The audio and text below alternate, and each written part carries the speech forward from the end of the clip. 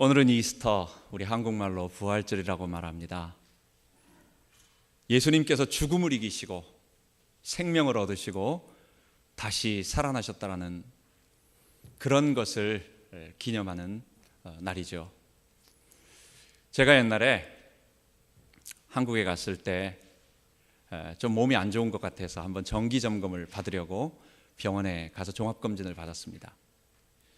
속이 좀 아픈 것 같기도 하고, 어떨 때는 잘 배탈이 자주 나기도 하고, 소화도 좀 안 되고, 어떨 때는 숨을 들이마실 때 좀 여기 아픈 것 같기도 하고, 그래서 한국에 나간 김에 한번 이 종합 검진을 받아야 되겠다 생각을 해서 검진을 받았어요. 그런데 이 검진을 다 받고 이제 언제 오라고 해서 그날 가는데 상당히 걱정이 되더라고요, 마음이. 결과를 보러 가는데 마음속에 혹시 매일 어떨 때는 긴장을 할 때는 막 배탈이 나기도 하고 소화가 안 돼가지고 신물이 넘어오는 이런 모든 것들이 위에 이게 문제가 있는 게 아닌가, 혹시 장에 문제가 있는 게 아닌가, 이런 여러 가지 생각들이 들면서 혹시 의사가 암입니다, 암 초기입니다 라든지 이런 말을 할까봐 사실은 마음속에 굉장히 어떤 긴장도 되고 좀 걱정도 되더라고요. 여러분, 병원에 갔을 때 암이라는 말을 듣는 것 상당히 두려운 일이고 무서운 일이고 또 긴장되는 일입니다. 그런데 사실은 암이 무서운 게 아니에요. 암보다도 그 암이 가져다 주는 죽음 때문에 그렇습니다. 우리는 모든 인생들은, 모든 사람들은 이 죽음이라고 하는 피할 수 없는 아주 무서운, 아주 두려운 어떤 적을 우리는 가지고 있습니다.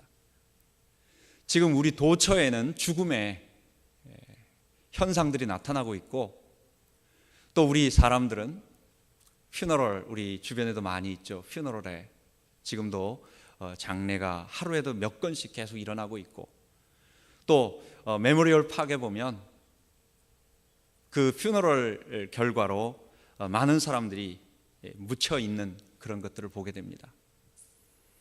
여러분, 이 죽음이라고 하는 것이 도대체 무엇입니까? 이 성경이 말하고 있는 우리 모든 인류가 피할 수 없는 이 죽음이라고 하는 것, 여러분, 이 죽음이 왜 그렇게 두렵습니까? 절대로 피할 수가 없어요. 우리 장기 체스판이 있잖아요. 체스판, 장기판. 이 체크메이트라고 해가지고 맨 마지막에 죽음이 내 앞에 와서 나에게 장군이라고 부르는 겁니다. 체크메이트라는 것입니다. 한 번은 피할 수가 있고, 어떨 때는 또 한 번 피할 수가 있고, 또 한 번 살짝 피할 수 있는데 맨 마지막에는 절대로 피할 수가 없는 거예요. 이 죽음이라고 하는 어마어마한 존재가, 물론 지정의가 있는 영적인 어떤 그런 인격적인 존재는 아닙니다. 내가 피할 수 없는 그 어떤 죽음이라고 하는 어마어마한 두려운 존재가 내 앞에서 장기판에서, 체스 장기판에서 장군이야 하고 부르듯이 체크메이트라는 거예요. 피할 수가 없어요. 여러분, 죽음이 왜 두렵습니까? 이거는 절대로 내 스스로, 나 혼자서 감당해야 되는 것입니다. 어머니가 아무리 아이를 사랑하고, 또 우리 엄마가 딸들을 얼마나 사랑합니까? 사랑하지만 이 시험을 볼 때는 혼자 봐야 되고, 자녀가 아이를 낳을 때는 그 자녀가 단독적으로 낳아야 하듯이 이 죽음이라고 하는 것도 내 대신 해줄 수 있는 사람이 아무도 없어요. 내 스스로 이 죽음 앞에 서서 내가 당당하게 내 스스로 맞아야 하고 내 스스로 해결을 해야 되는 것입니다. 또한 죽음은 우리가 가지고 있는 모든 것을 다 놔두고 가는 것입니다. 그래서 뭐로 이렇게 방어하거나 뭐를 가지고 갈 수도 없는 것입니다. 뿐만 아니라 이 죽음은 죽자마자 우리의 육체는 썩음과 해체가 시작되기 시작합니다. 어떤 사람이 코마 상태라고 해가지고 의식이 없는 상태, 완전히 의식 불명의 상태가 되었다. 여러분, 그래도 죽지 않습니다. 죽지 않았을 때는 사람의 몸이 썩지 않아요. 그런데 이상한 것은 우리의 영혼이 떠나가고 우리가 죽음이 우리에게 그대로 이제 정면으로 맞이해서 우리에 들어오게 됐을 때는, 즉 생명이 떠났을 때는 우리의 몸은 그때서부터 바로 썩어가기 시작하는 것입니다. 그래서 인류의 가장 두려운 적은 뭐냐? 바로 이 무서움, 이 죽음이라고 하는 것입니다. 성경은 우리들에게 뭐라고 말하느냐? 그런데 이 죽음은, 지금 온 인류가 당하는 죽음은 바로 인간이 하나님을 거부하는 죄에서 왔다라는 거예요. 철학에서는 이 죽음이 뭐다라고 하는 것을 설명할 수가 없습니다. 그냥 인간의 어떠한 플라톤 철학에서처럼 인간의 육체가 없어져 버리고 영혼은 불멸하면서 다시 본향으로 이데아로 돌아가는 것이다. 지금 플라톤 철학을 믿는 사람은 아무도 없어요. 과학에서는 우리의 세포를 자세히 보면서 우리의 세포에 어떠한 기력이 다했고 어떠한 기능이 정지된 것이다 라고 그 정도로 설명할 수 있습니다. 종교에서는 이 죽음에 대해서 얘기할 수 없습니다. 이게 왜 생겼느냐, 어떻게 생겼느냐, 무엇 때문에 생겼느냐, 어떻게 극복할 거냐는 말할 수 없어요. 단지 이 죽음이라고 하는 것은 결국은 아무것도 아니다. 이 죽음은 모든 사람이 겪는 것이기 때문에 이 죽음을 극복하고 이 죽음을 초월하고 이 죽음을 초연하게 받아들여라 라고 하는 그런 것을 우리들에게 가르쳐 줄 뿐입니다. 그런데 기독교는 달라요. 성경이 말하고 있는 진리는 다릅니다.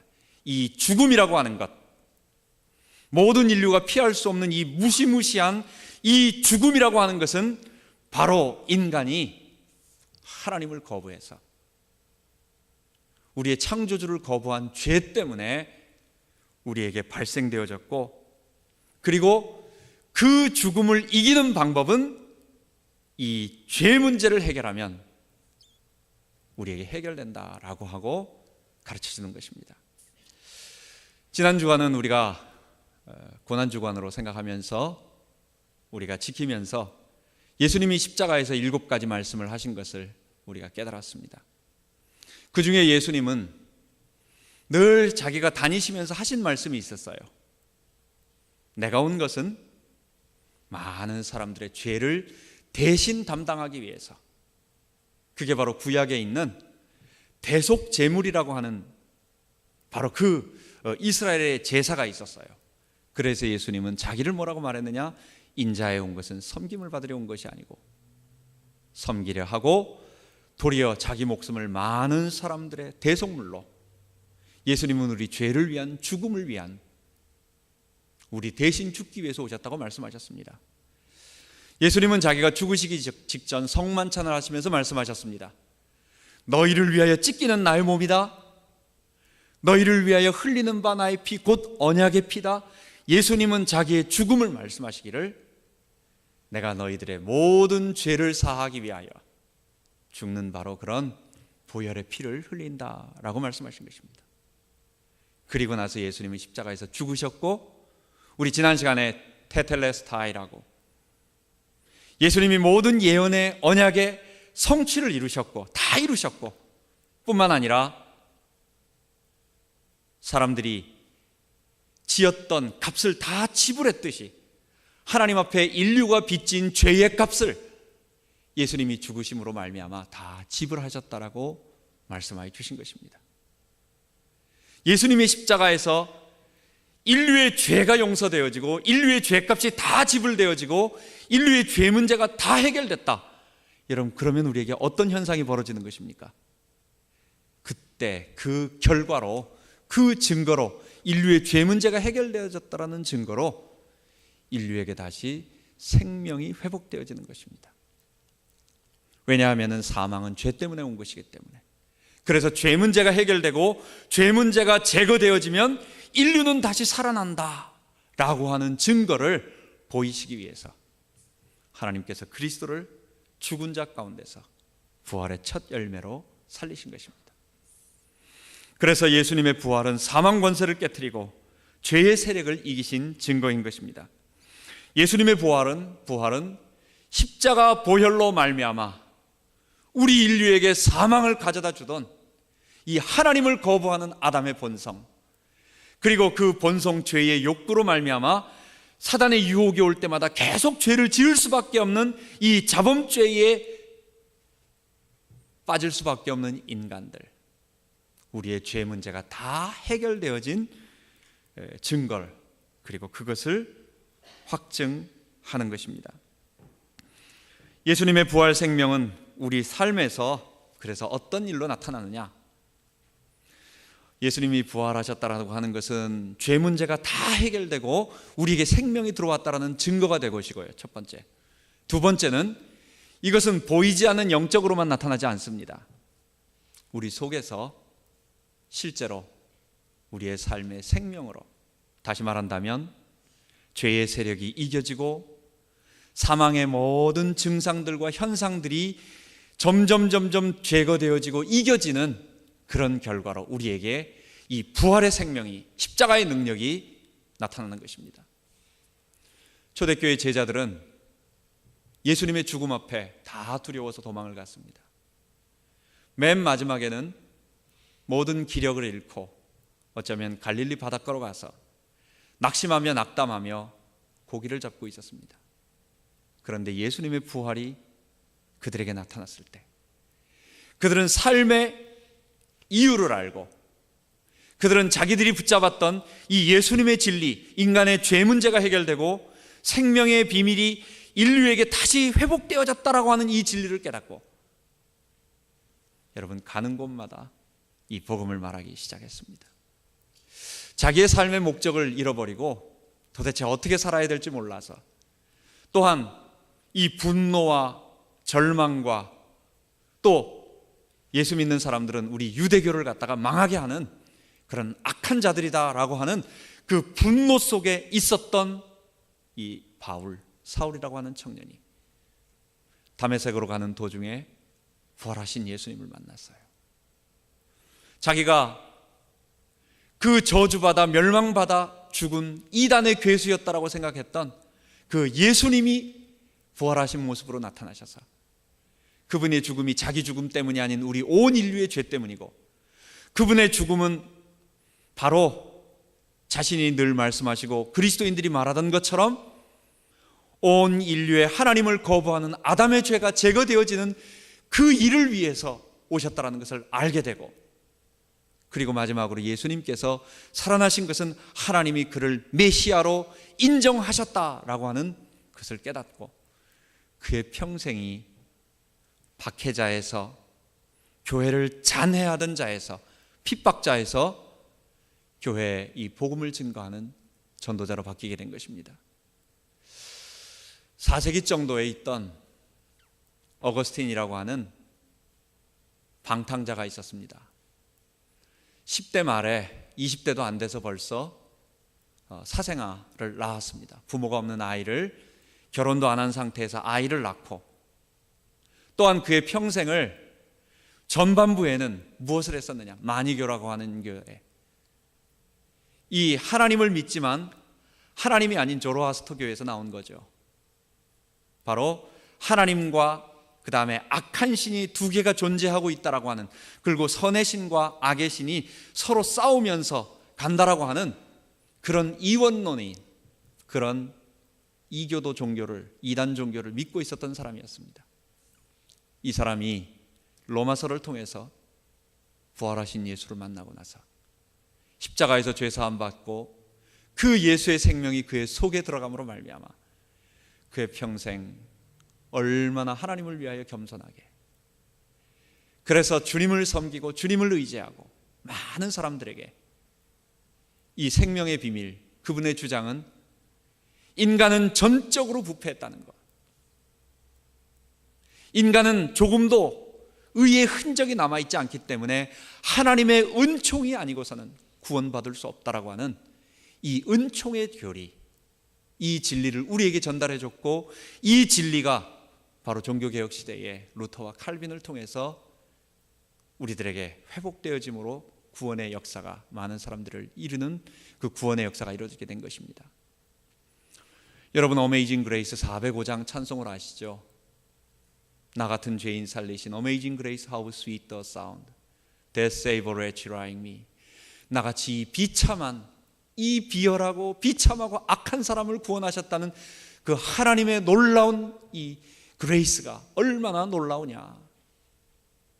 I once was lost. 나는 이전에는 잃어버렸지만 이제는 내가 광명을 찾고 내가 생명을 얻었다라고 하는 이 찬양을 존 뉴턴이라고 하는, 아이작 뉴턴 말고 존 뉴턴이라고 하는 사람이 지었습니다. 이 사람은 젊었을 때 어떤 일을 했느냐? 노예선 상인이었습니다. 아프리카에 가서 사람들을 잡아다가 그들을 갖다가 신대륙에 가서 팔고, 그래서 그들을 갖다가 노예로 파는, 여러분, 극악한 노예 상인이었어요. 그런데 배를 타고 가다가 풍랑을 만나게 됩니다. 그 풍랑 속에서 자기의 생명이 저 밑바닥에 가서 자기가 죽음 직전에 가 보니까 그때 하나님을 알게 되고, 그때 하나님을 만나게 돼서 예수의 생명을 만나게 되고, 이 사망의 권세를 이기고, 그리고 나서 평생을 성자로 거룩한 하나님의 백성으로 살게 된 것입니다.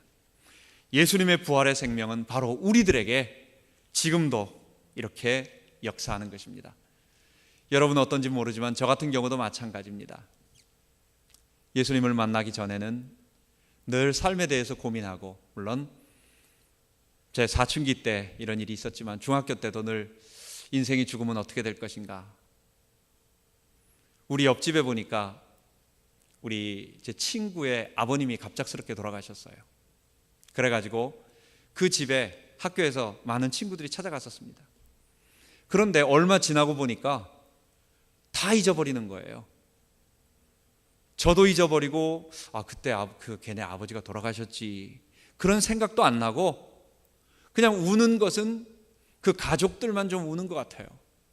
이런 것을 보면서 야, 인간의 죽음은 도대체 무엇인가? 내가 죽으면 우리 부모님은 울 것이고 우리 형제들은 좀 울 것이고, 그런데 그것도 다 지나가는 것이고 다 없어지는 것이고, 도대체 이게 무엇일까? 도대체 사는 게 뭘까? 왜 살아야 되는가? 그럼 제가 이게 중학교 1학년, 2학년 때 얘기입니다.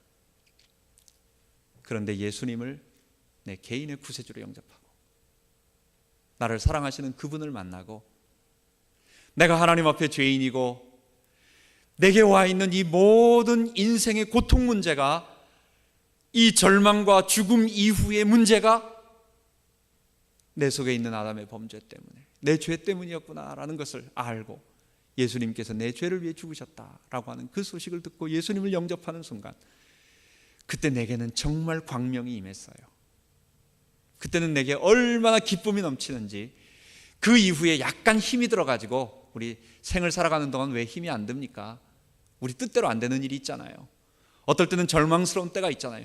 그때 잠깐 낙심하고, 잠깐 어떨 때는 힘들어하고, 그런 건 있었어도 내 삶에 한 번도 이 주님이 날 구원하셨다라는 것과 내가 주님을 위해 살아야 되겠다라는 것과 이 주님의 생명이 날 구원하셔서 천국까지 인도하신다는 이 사실 앞에 한 번도 흔들리거나 한 번도 낙심하거나 좌절하거나 한 적 없어요.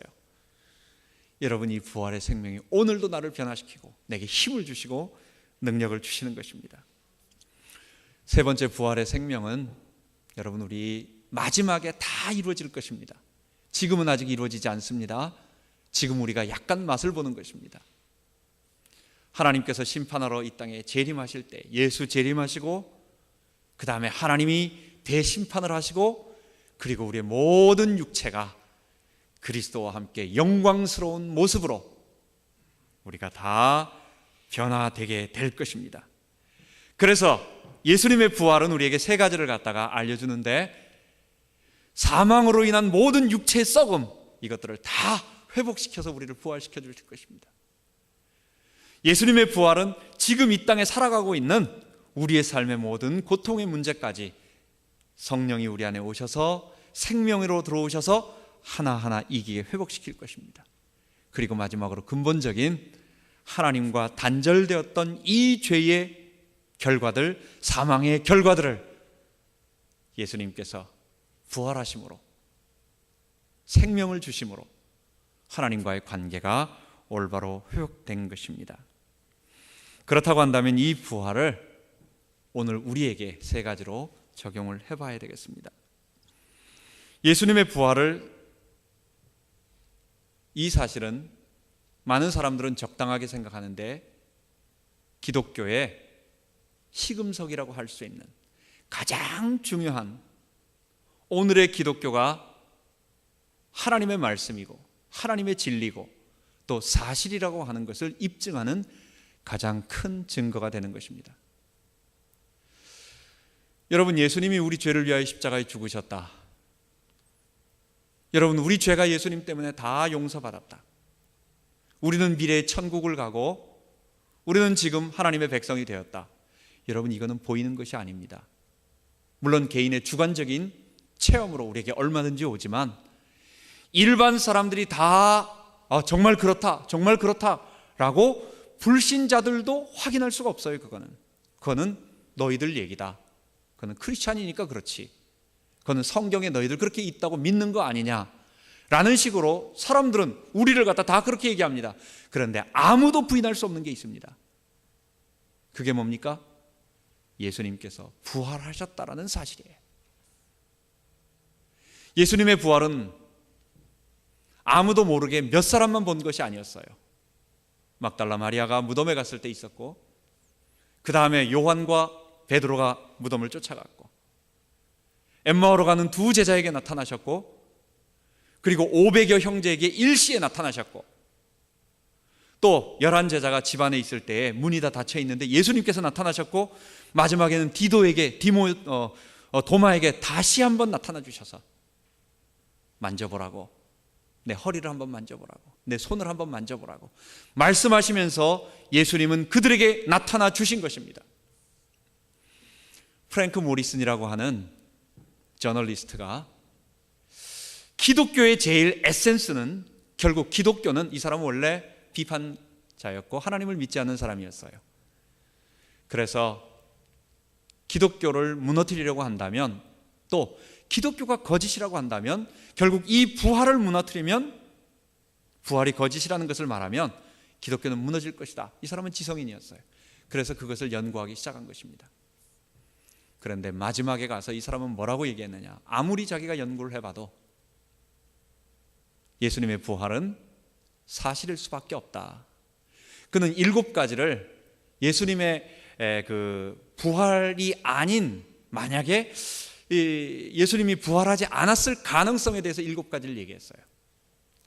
첫 번째는 아리마대 요셉이 예수님의 시체를 훔쳐갔을 경우, 두 번째는 유다 관원들이 예수님의 시신을 갖다 빼돌렸을 경우, 또는 로마 군병들과 로마 사람들이 정권에 의해서 폭동과 이런 예수운동이 일어나는 것을 방지하기 위해서 결국 3가지, 이건 같은 얘기죠. 사람들이 예수님의 시체를 갖다가 훔쳤을 경우를 가정해봤고, 두 번째는 예수님께서 십자가에서 죽으셨는데 그때 죽으실 때 완전하게 죽지 않았기 때문에 무덤 속에 넣어놨는데 한 3일쯤 되고 나니까 그 서늘한, 다시 그 시원한 곳에서 예수님이 생기를 갖다 회복하셔가지고 아무도 열 수 없는 그 돌문을 열고 나와서 제자들 앞에 피를 뚝뚝 흘리면서 겨우 죽어가는 목소리로 내가 살아났다, 이렇게 말하는, 결국 예수님이 안 죽었다, 살아났다, 기절해서 깨어났다라고 하는 것도 가정해봤고, 근데 아무리 생각을 해봐도 그렇게 비실비실한 모습으로 살아난 예수를 믿고 사람들이 막 활기 있게 살아난 것 같지도 않고, 세 번째는 이 막달라 마리아와 여자들이 무덤을 잘못 찾아가가지고 딴 무덤에 가가지고 봤는데 잘못 봤다라고 하는, 가만 보니까 베드로하고 요한이 뒤쫓아왔고, 그 다음에 직접 요한은 들어가서 보니까 예수님의 세마포가 다 벗겨져 있다. 가만 보니까 성경이 기록하고도 다르고, 마지막에는 이 사람은 뭐라고 말했느냐? 혹시 가능성이 있는 것 중에서 아예 그 자체는, 예수가 부활했다라는 사실은 여자들은, 막달라 마리아와 모든 제자들은 무덤에 가본 적도 없다라는 새빨간 거짓말이었다. 이것도 가정해 보니까 너무 말이 안 되고, 요즘 들어서는 뭐라고 말했느냐? 제가 어떤 글에 읽어보니까 예수님의 부활 소문은 제자들이 예수님과 비슷하게 생긴 예수님의 동생 야고보를 보고 난 다음에 그 야고보를 예수님으로 착각해서 지어낸 소식이다라고 하는 소식까지 이렇게 얘기하는 것입니다. 여러분, 예수님의 부활을 갖다가 거부하는 것은 예수님이 부활하셨다는 사실을 믿는 것보다 더 큰 믿음을 필요한 것입니다.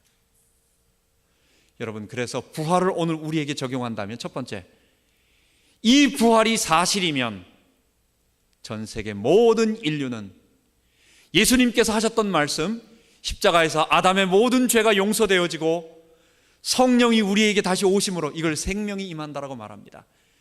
죄의 세력을 이기며 변화되어가며 마지막에 예수님처럼 죄가 없는 하나님의 사람으로 본래 인간으로 변화될 것이다라고 예수님이 누누이 가르치셨던 그 말씀이 사실이다 라고 하는 이 진리를 받아들여야 할 것입니다. 두 번째로 부활의 의미가 있습니다. 두 번째 부활은, 예수님의 부활은 바로 우리도 똑같이 예수님처럼 육체로 부활할 것이다 라는 것을 입증하고 확증합니다.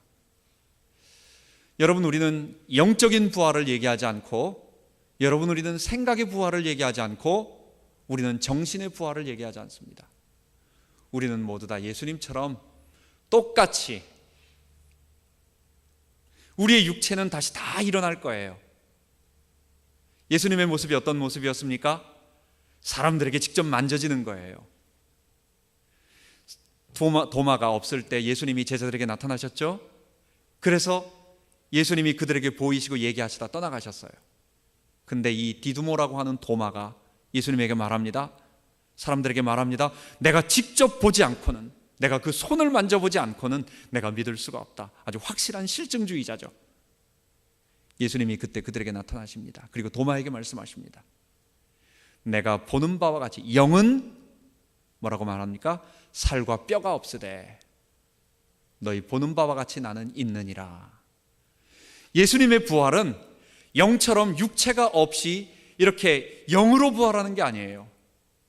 만져지기도 하고, 그 다음에 보여지고, 우리에게 만져지는 우리와 함께하는, 우리와 같은 모습인 것입니다. 영의 부활이 아닌 것입니다. 육체의 부활인 것입니다. 그런데 다른 점이 하나 있어요. 지금 우리의 모습은 죄에 오염되어서 죄의 지배를 받음으로 노화가 이루어지고 질병에 노출되고 사고에 의해서 문제가 오고 또는 죄의 욕구들에 의해서 지배를 받는 그런 우리의 몸은 죄의 지배를 받는 몸입니다. 그런데 예수님의 모습은 어떤 모습입니까? 광채가 나타나는, 그 말은 무슨 말입니까? 죄가 완전히 없는 모습이에요. 첫째 아담이 회복할 수 있었던 영생의 열매를 먹었을 때 얻게 됐던 그 모습이었습니다. 여러분, 우리도 그렇게 변화될 것입니다. 여러분, 이 소망을 갖게 될 때는 우리는 어떤 마음을 갖게 됩니까? 저희 할머니 묘소에 묘비가 있습니다. 거기에 시편 17편 하나님 말씀, 거기에 18절을 기록해 놨습니다. 15절을 기록해 놨습니다. 나는 의로운 중에 주의 얼굴을 보리니 깰 때에 주의 형상으로 만족하리이다. 우리가 이 다음에 주님의 얼굴을 보게 될 거예요.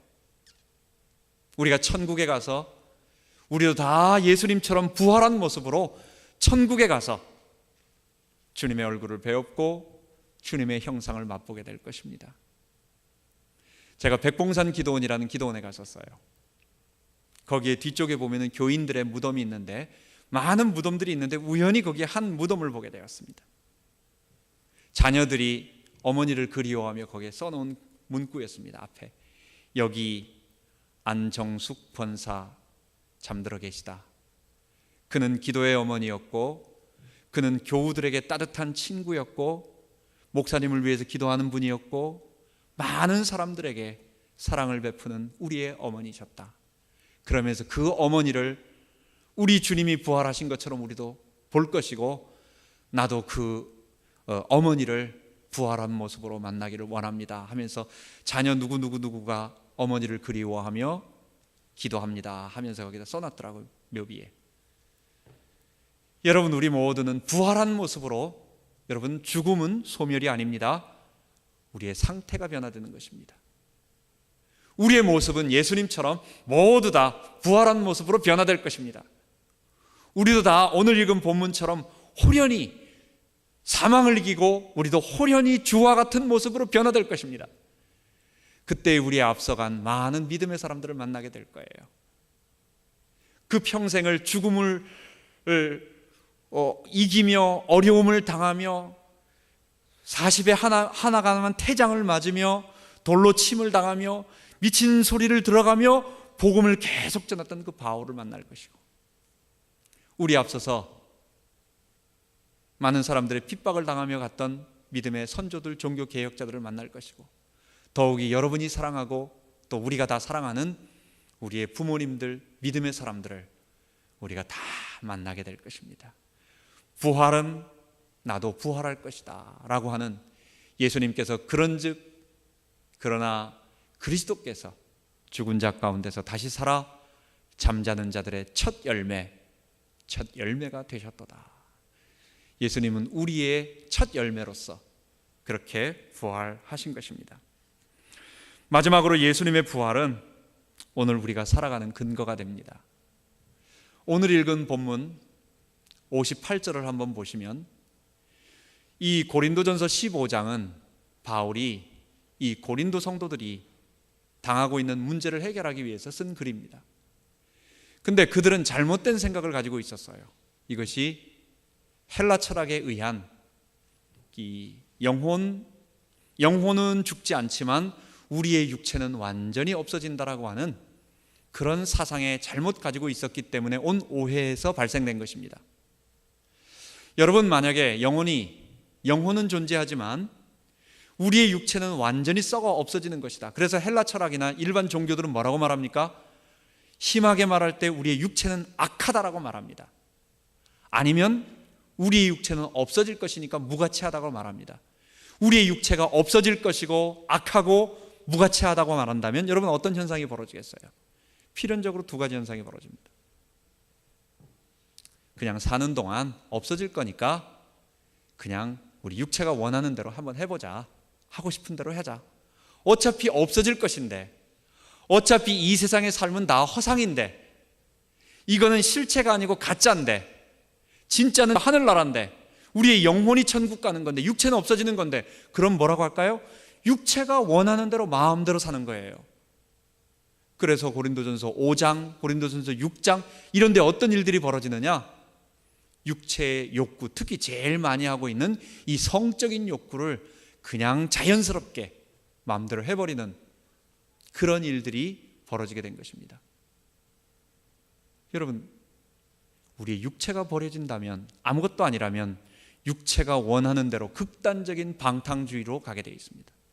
두 번째 어떤 현상이 벌어지냐면, 우리 육체는 악한 것이니까 우리 영혼이 천국 가는데 지장을 준다. 그렇다면 어떻게 하겠어요? 육체가 원하는 대로 살아서는 안 된다. 극단적인 금욕주의가 나오게 됩니다. 여러분, 기독교는 스토아 철학처럼 금욕주의를 주장하는 것은 아닙니다. 우리는 경건의 삶을 살기를 원하는 거지, 금욕 자체가 우리의 목적은 되지 않아요. 우리의 육체가 악하기 때문에 육체를 제어하기 위해서 육체의 소욕을 억누르는 것이 필요하지 않습니다. 우리는 선한 육체지만 지금 죄에 오염되어 있을 뿐이죠. 그래서 죄가 지배하는 것을 하지 않기 위해서 절제하고 경건의 삶을 살기를 원하는 것이지, 이것을 억압하고 누르는 것은 아닙니다. 그런데 고린도 교회에는 바로 메이저 이 대세가 뭐냐? 육체는 악하기 때문에 마음대로 살아도 좋다라고 말하는 것입니다. 거기에 대해서 바울은 무슨 얘기합니까? 우리의 육체는 다시 살아날 것이다. 우리의 영혼만 구원받는 것이 아니고 우리의 육체는 다시 살아날 것이기 때문에, 우리의 육체는 부활해서 예수님처럼 부활해서 만져지는 모습으로 부활해서 천국에서 하나님과 영원히 대면할 것이기 때문에 너의 육체를 거룩하게 해라 라고 얘기를 하는 것입니다. 58절에 보면, 그러므로 내 사랑하는 자들아 견고하며 흔들리지 말며 항상 죄의 일에 더욱 힘쓰는 자들이 되라. 오늘 우리의 삶에 거룩하게 사는 삶, 오늘 우리가 주를 위하여 일하는 삶, 오늘 우리가 육체의 욕구를 따라가지 않고 경건의 생활을 추구하기도 하며 이 복음을 위하여 절제하고 살아가는 이 삶이 여러분 우리 천국과 연결되어 있는 거예요. 우리의 육체가 소멸돼서 없어지는 단절이 아니고 천국과 연결되어지는 것이기 때문에 가치가 있고 거룩하다라는 것이에요. 그래서 우리가 많은 사람에게 선을 베풀되 더욱 믿음의 가정에게까지, 교회를 위하여, 복음을 위하여, 그래서 오늘 수고하는 것에 대해서 너가 낙심하지 말고 좌절하지 말고 최선을 다하여 경주하는 자처럼 표대를 향하여 다름박질을 해가라 라고 말하는 것입니다. 여러분, 우리의 수고는 결코 헛되지 않은 것입니다.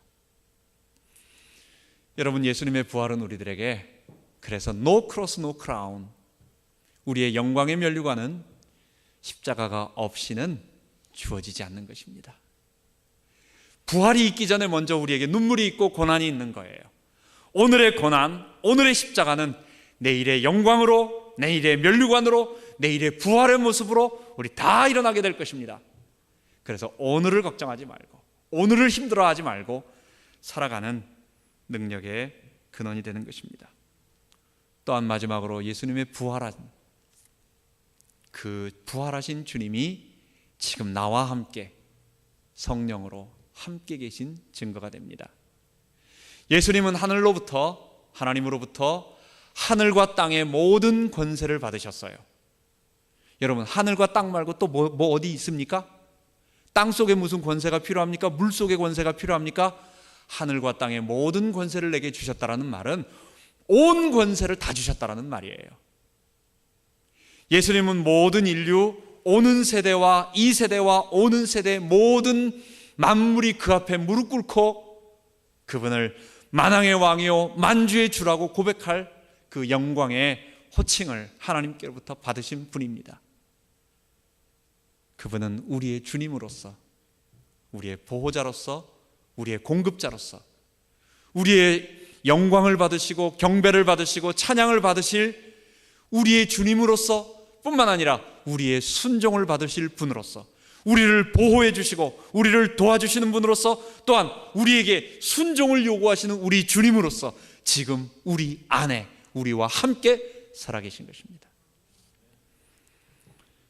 여러분, 아무것도 염려하지 말고 우리 주님께 모든 것을 아뢰고 경건하게 주님께 아뢰고 기도로 맡기고 그분에게 섬기고 그분을 의지합시다. 주님께서 우리에게 마음의 평강, 우리에게 위로, 내가 너와 함께 있다. 여러분, 모든 상황을 다 생각해 보면 어떨 때는 앞이 깜깜하고 갈 길이 먼 것 같아요. 어떨 때는 안 될 텐데 두려움이 우리들에게 엄습해 올 때가 있어요. 근데요, 한 가지 사실을 기억하면,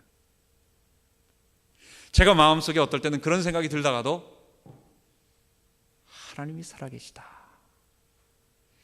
정말 그 하나님이 살아계시고 나를 위해 죽으신 예수님이 만왕의 왕이요 만주의 주로 지금 온 우주를 통치하시며 내 안에 살아계신다. 여러분, 우리에게는 두려움이 없는 것입니다. 그 사실 하나가 모든 걱정과 염려를 다 무너뜨리는 거예요. 사람들은 안 된다라고 말합니다. 사람들은 99.99%가 안 된다라고 말합니다. 현실은 우리들에게 그렇게 얘기해요.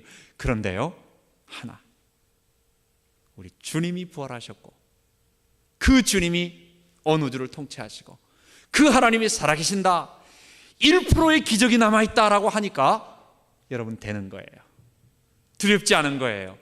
내 살아온 길을 돌아보니까 하나님이 고비 때마다 직접적으로 간섭한 게 보이는 거예요. 할 수 있는 거예요.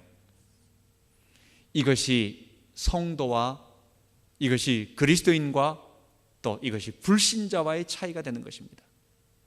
우리는 이 하나님이 도와주시는 믿음을 가지고 살아가는 사람들입니다.